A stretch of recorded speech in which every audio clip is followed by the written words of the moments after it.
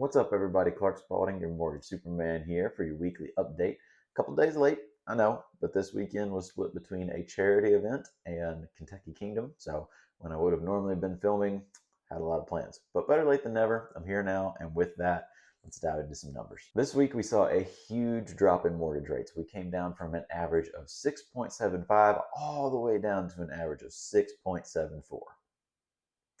Yeah, so not a lot of movement there. Treasury yields are staying very stable. No one's really making a move up or down because of the feud between Trump and Powell right now.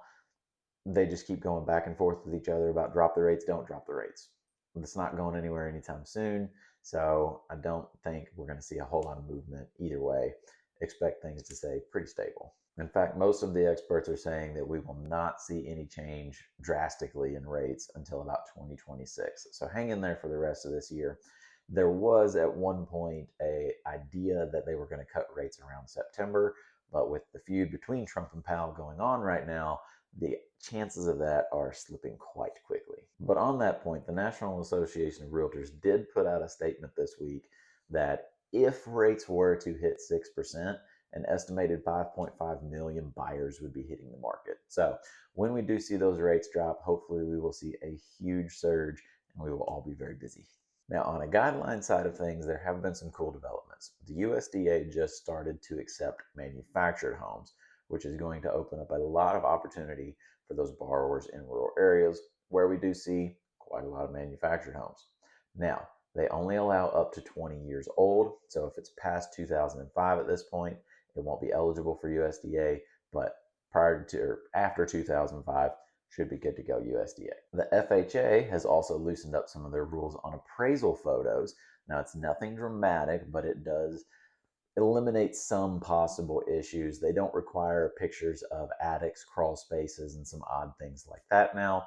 They're not loosening up their restrictions as far as how things need to look, paint peeling, all of that stuff, but they just require a couple less photos in their appraisal pictures. So good news there. And lastly, Fannie and Freddie are now accepting the Vantage Score 4.0 model for when it comes to credit scores.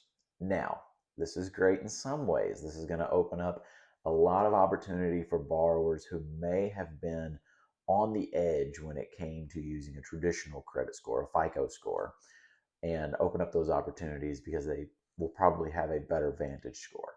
Now, downside, this is not going to happen anytime soon. Although the FHFA is ready, Fannie and Freddie are ready, and they're ready to accept it and willing, they don't necessarily tell the mortgage lenders that they're planning this.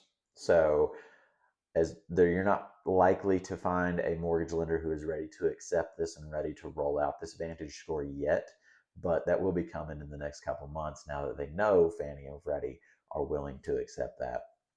They're going to start working on models to institute that, to pull that credit score instead of just looking at the traditional FICO. And last but not least, on a personal front, the Tuesday Power Hour call time, which was at 3 p.m. originally, due to popular demand, has now been moved to 9 a.m.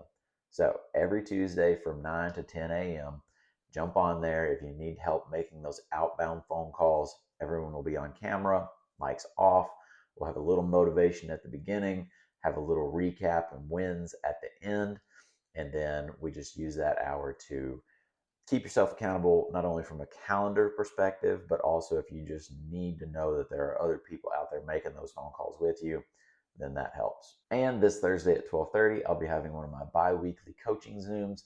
This one I'm super excited about. It's the art of communication, winning conversations without being salesy. So more about how to get an effective conversation out of a client without coming across as a used car salesman. So those links will be in the body of this email. Hopefully you found all this useful. If you have any questions or want me to elaborate further, please let me know. I'm always here to help.